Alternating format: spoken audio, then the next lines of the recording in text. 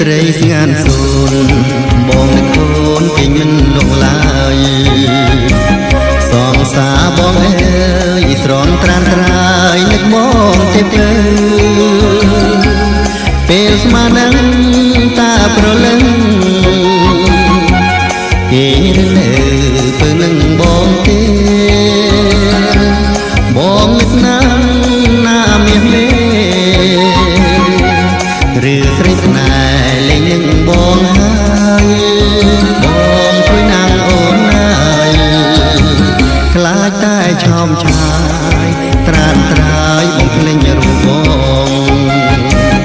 នឹងឃើញបងផងមានស្នេហ៍បងនឹងអូនណាបងគេមិន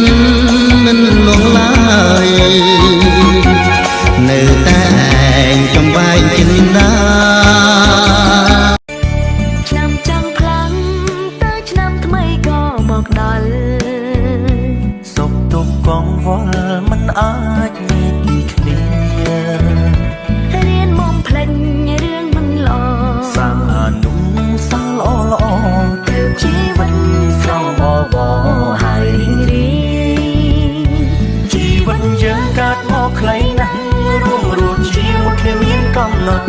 ហើយអ្វីយើងមិនអំណត់សានុសាឲ្យបានច្រើនចេះក្រាក់ក្នុងចេះស្រឡាញ់គ្នាចេះអត់អន់អត់ជាស្រ័យគ្នាពេលវេលា10ឆ្នាំមានប្រមាណដល់សម្រាប់ជីវិតមានជីវិតមិនត្រូវតមនិញស្នាមញញឹមធ្វើឲ្យជីវិតយើងមានសង្ឃឹមជីវិតយើងកើតមកខ្លីណាស់រួមរស់ជាមួយគ្នាមានកំណត់ហើយអ្វីយើងមិនអំណត់សានុសាឲ្យបានច្រើនជីវិតយើងកើតមកខ្លីណាស់រួមរស់ជាមួយគ្នាមានកំណត់ហើយអ្វីយើងមិនអំណត់សានុសាឲ្យបានច្រើនចេញត្រឹមខ្នងចេញស្រឡាញ់គ្នាចេញអត់អន់អាចជាស្រ័យគ្នាពេលវេលា10ឆ្នាំមានប្រមាណដល់សម្រាប់